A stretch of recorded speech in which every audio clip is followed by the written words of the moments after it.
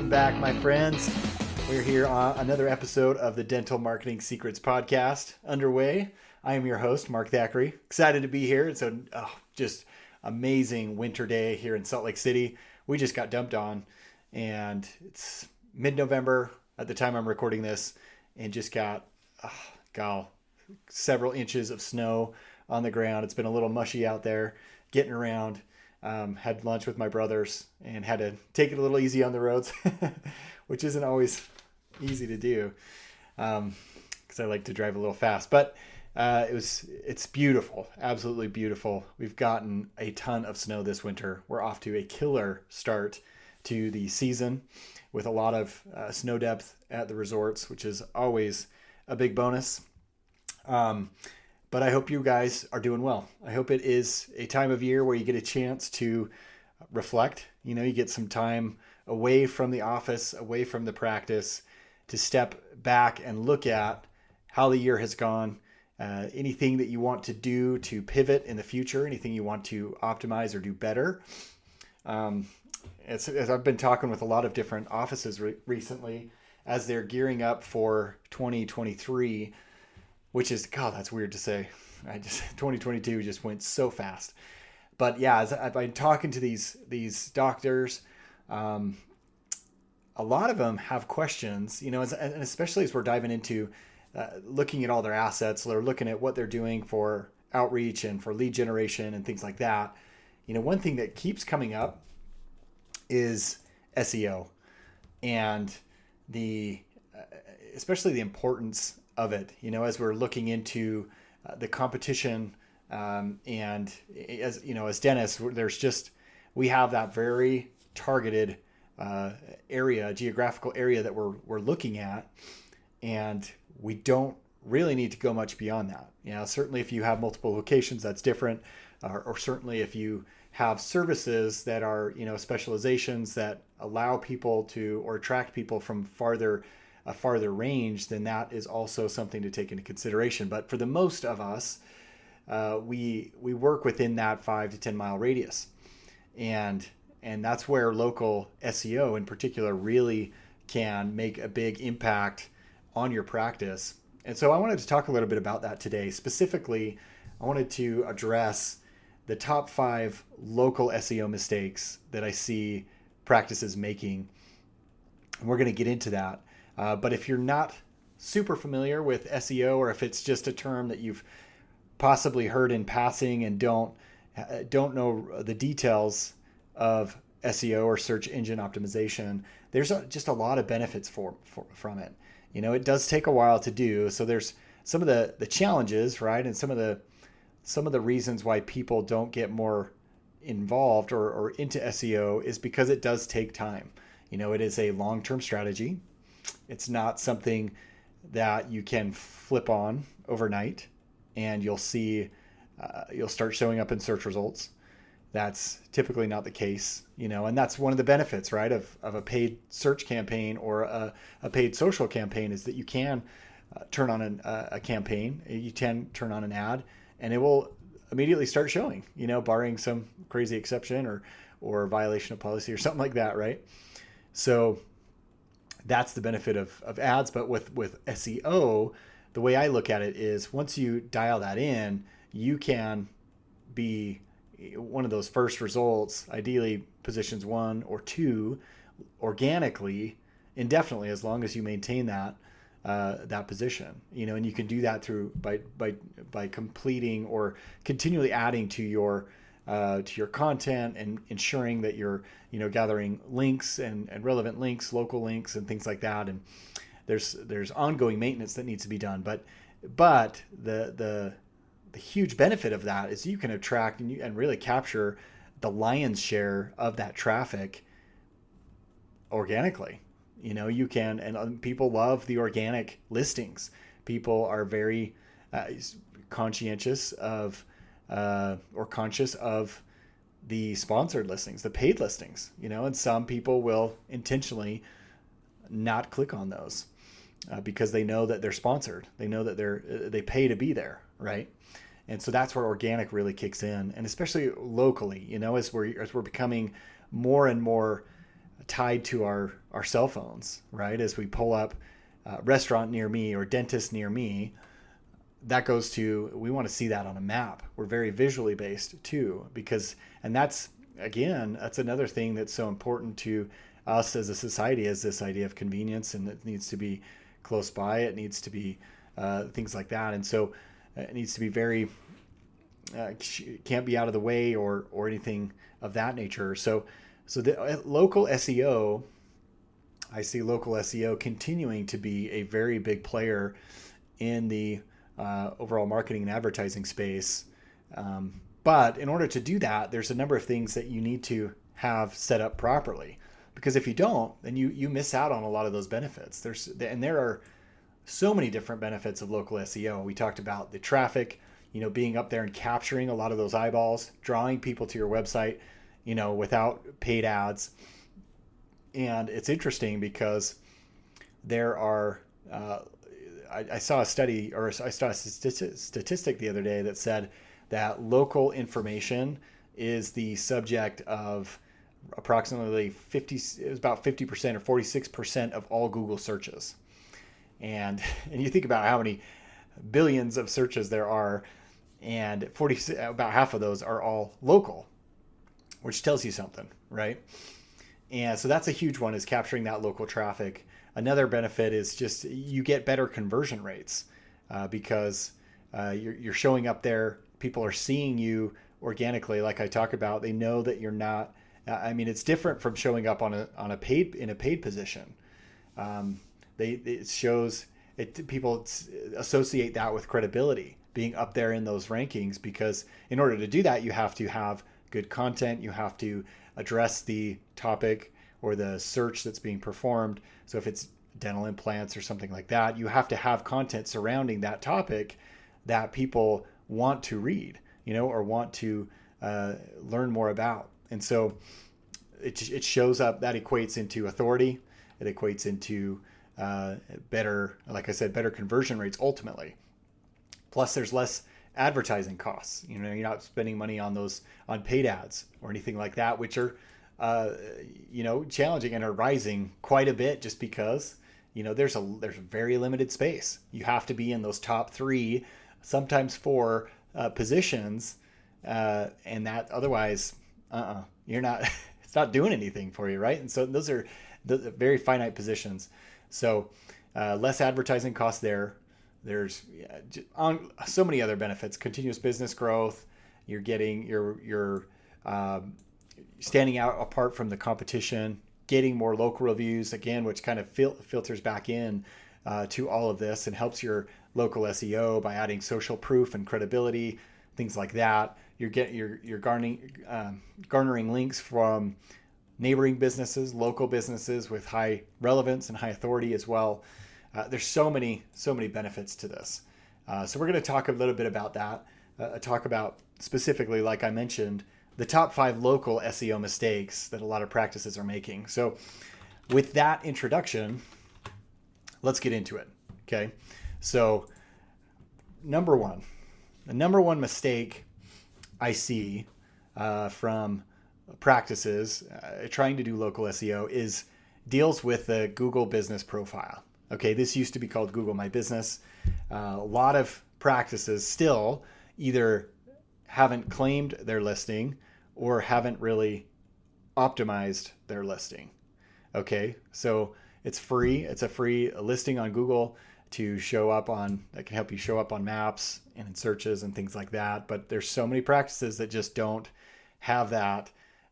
Like I said, they either have it claimed, or there's duplicates, or they simply haven't taken the time to flesh out their Google business profile, which is a huge contributing factor to local SEO. It's one of the things that Google pulls from quite a bit. And this is one of those things that does take a little bit of time, but it's not rocket science by any means. It's going through and adding talking about your practice. It's taking the time to add the different procedures that you offer and go into detail about those a little bit, describe them, and then adding photos to the place, to your practice, the inside, outside, logo, team members, things like that. It's just something, it needs to be done. Again, it's kind of the hub, one of the main sources that Google will pull from when it comes to local SEO. And so if you don't have that claimed, that profile claimed, or perhaps there's duplicates, which can also harm your score essentially when it comes to local SEO, then you've got some challenges. You're facing an uphill battle. So that's number one, is not taking advantage of your Google Business Profile listing and optimizing that and really building that out so that Google has more content to pull from. Okay. Mistake number 2 is inconsistent data. So one of the things that Google will look at to establish credibility is consistency across different web assets. So you've got your website, for example, you've got your social media listing, you have your Google Business Profile, you have links in different directories, for example, things like that, Yelp, all that stuff. But they're looking for consistency with your information. They call it NAP, NAP, name, address, phone, email, things like that. And they're very meticulous about this. If you have, for example, let's say your address is located at 9000 East, Suite 201, and you on your website you have 9000, and then you just have capital E, comma, and Suite is spelled out 201. They want to see that same format, that same spelling, down to the did you spell out Suite or did you abbreviate it by STE? They want it to be that specific, because that's when it's consistent across all those assets, it builds more credibility with Google, and they're much more likely to show it in the correct format, right? I mean, they're much more likely to take that as, hey, this is the right information, and they're going to show that information to search users. When it's different, then it can get confusing, and there's less authority, there's less credibility, they're not sure, or something might get shown incorrectly. And that's another mistake that we see quite often, is just incorrect or inconsistent data across all those assets. And so it's important, when you're working on your local SEO, is to establish what the format is, and then use that as the gold standard for everything else. Use that as the mandatory format, really, for everything else, and don't deviate from that. Okay, so that's mistake number 2. Again, another thing too, a little bit deeper into that is just an addition, a supplement to that is, things like your hours, and like I said, if your email changes, for example, or anything like that, that should all be updated and then, reconfigured across all your assets. The same thing there, because that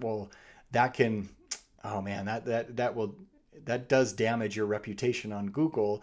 If, for example, you haven't updated your hours, someone pulls it up on a map, and then they go there and you're not open, and perhaps they leave some feedback or something like that, that can certainly impact your ranking when it comes to local SEO.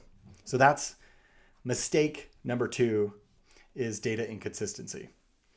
Mistake number 3, on-site optimization. Now, what on earth does this mean? So on-site optimization, when I'm talking about this in particular, it can include a lot of different things, but for our intents and purposes for this discussion, I'm going to stick with things like title tags, your alt images, keywords, and the way that you've set up your site, essentially, so that you have, for example, the way that you structure your website. So if you have your different services, right?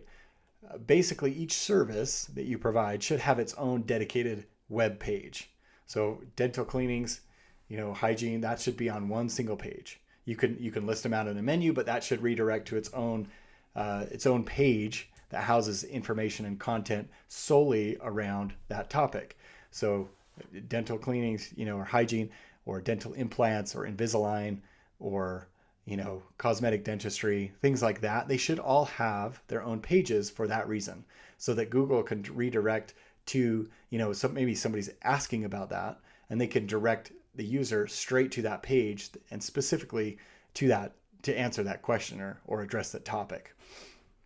A lot of people don't take the time to break that out. They'll just keep it on, they'll have all their services listed out on one giant page. And it doesn't work as well that way. We have found that it's not as, even though you might have the same content, it's not quite as effective because you can't utilize some of the other things like that I mentioned, the title tags, for example, the URLs. There's lots of little things that you need to have in there in order to be fully or more effectively optimized. And like I mentioned before, so title tags being one of those, your keywords should be in the page title. It should be in that URL, the page URL.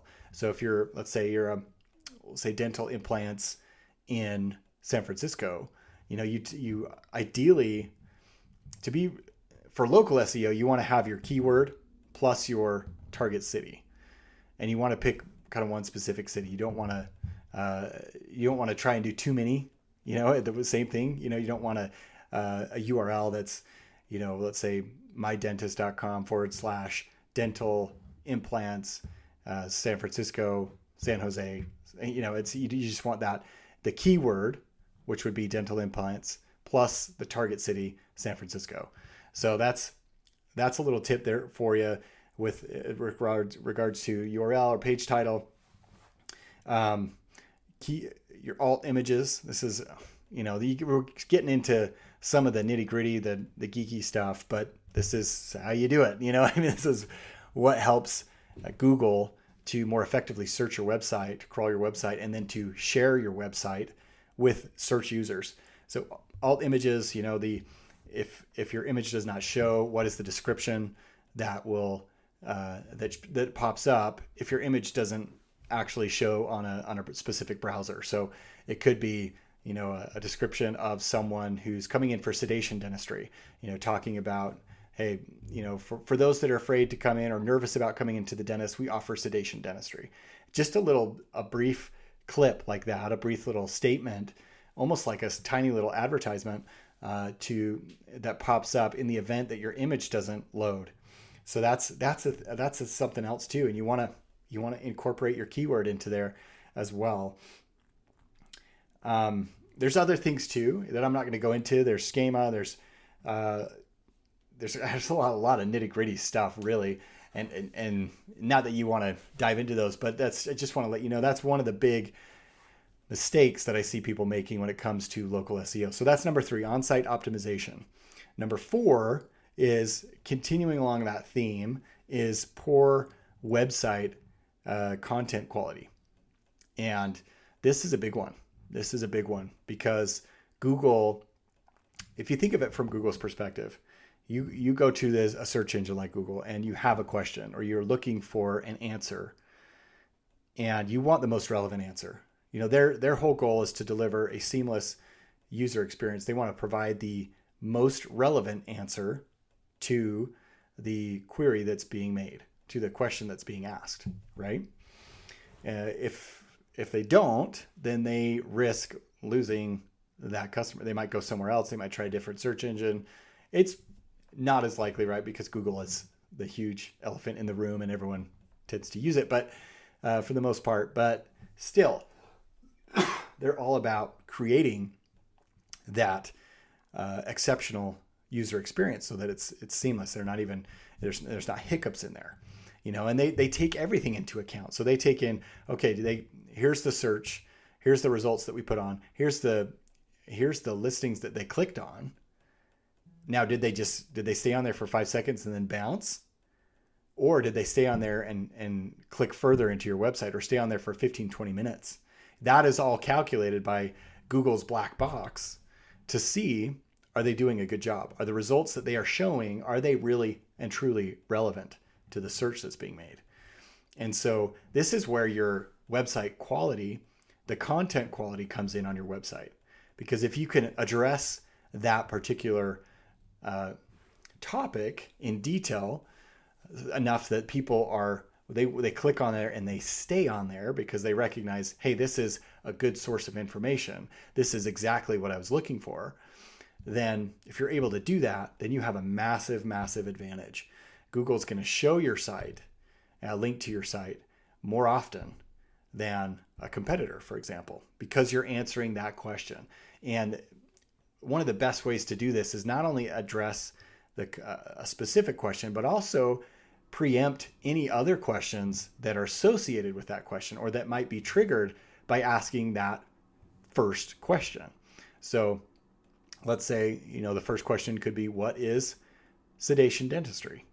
And then that could prompt, well, are there side effects to sedation dentistry, or are there, what is the cost of sedation dentistry? Is it covered by insurance? You see these other questions that come kind of waterfalling out after you answer that first one. And so that is when you're starting to build out a very effective page, is when you can see answers to all those questions.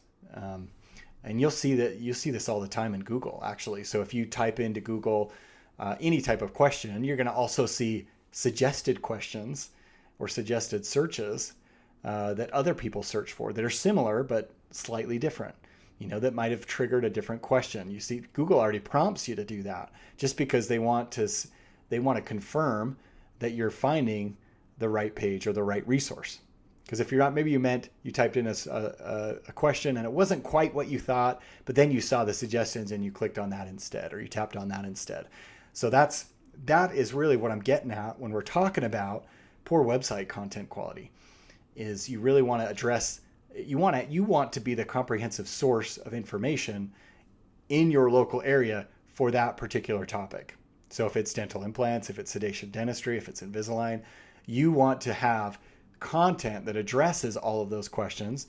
And one of the easiest way to get started is just think of all the frequently asked questions that you get about that topic and just start writing them out, just how you would respond to a patient in person. That's a great way to start. And then as you continue to communicate with patients, you can add more content to that. You can add things like testimonials or reviews that talk specifically about that keyword, about dental implants, for example, or about sedation dentistry. That's also going to contribute to the content. That's also going to help your local SEO ranking. These are great ways to start building that out. Yes, it takes time, but once you do the initial setup, once you get that foundation laid, then it's just maintenance, then it's just optimization. You're just adding things here and there, and you are just building out that content little at a time after that. But that is huge. Content is huge. Plus, the great thing about this is once you have that content built out, then you can pull from that to create additional assets. You're basically taking that content and repackaging it or repurposing it for other outlets, social media, Google business profile posts, to email content, advertising copy, things like that. That's all there. You already have that. And then you can take pieces or snippets out of that to highlight one particular feature or benefit, one pain point, things like that in other sources, in other mediums. It's very, very cool. So that is the mistake number 4. Mistake number 5, and the last one we're going to talk about, and there's many, you guys, there's probably 20 really common ones, but the last one I'm going to talk about today is the lack of links from other local high quality websites. So there are, and I debated, there was a couple other ones that were really close, but I thought this one was important because this is very, very overlooked, is just having other people link to your website, which lends you credibility and authority. You want to have they call them they call it high authority domains linked to yours. And so those ones are very trusted websites. You see a lot of social media pages, directories, common directories, things like that, Yelp, Facebook, Instagram. Those are all have pretty high domain authority. But then you also want, in your case, when you're doing for your practice, you want local relevant links. So you can find, if you're a great way to do it, if you sponsor a school, for example, let's say you sponsor an elementary, you sponsor a middle school, you sponsor a high school, try and work it so that they give you a link. They put a link on their website and it directs to yours. That's a fantastic high domain authority link that will help you in your rankings. And this is, I think, one of the challenges with this is that people don't really know how to do this. They don't know where to get started and they don't know who to reach out to. But once you get going, it's actually, it does take time. I'm not going to say that anyone will do it, but it's a little bit easier than you think, especially as you look at and you're building the relationships with your patients. You are, as they come to, value your expertise and value your service and talk about, if they have a business, for example, perhaps you could swap links, or you could just encourage them to maybe you could offer a guest post or something, right? Content for their website. That's a good way to do that. Whether it's, sometimes it will make sense, sometimes maybe not so much, but there's lots of ways to do it. Whether it's, like I mentioned, sponsoring an event, maybe it's providing educational content to a local website or a news outlet or things like that, where you can educate the public on a sort of specific type of treatment, or dental insurance or sedation dentistry or things like that, or answer a commonly asked question. You could talk about fluoride. Does it actually work? Or things like that. It could be as simple as that, but just the goal is to provide something for them, a reason to link back to your website. Okay. But that is mistake number 5. And most people don't even get to that point, unfortunately. But those are the top 5 local SEO mistakes that I've been seeing recently. Again, there's many more mistakes, but these are the ones that I'm seeing a lot of, especially as I'm gearing up to work with some of these offices in the new year. So if you are like that, this is my ask. If you are interested in showing up higher in those searches, if you want your practice to be showing on the local searches on the Google map as people are searching around them, and you need help with this, you need help optimizing your Google business profile, or making sure that your data is consistent across all your assets, or on-site optimization, or creating content, things like that, I'd love to help you. I'd love to at least talk and see if it's a good fit. We could show you some of the examples of things that we've done in the past. We track all of our efforts, and we'll send you reports as we progress based on the keywords and based on locations. And so you can see where you stack up against certain competitors even, and watch the progress as it unfolds. It's very cool.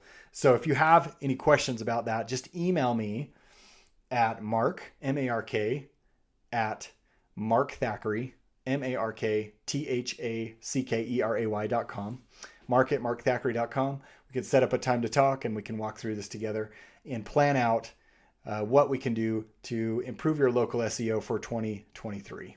Very, very cool, you guys. So with that, make it a great week, you guys. If you have any questions or any comments about the show you want to address, want me to talk about a specific topic or answer any questions, I'd love to. Just email me at the same address, Mark at markthackeray.com. I always love to hear your feedback. If you like the show, please hop on over to leave me a review wherever you are listening to this podcast. That would be fantastic. And until next time, my friends, make it a great week.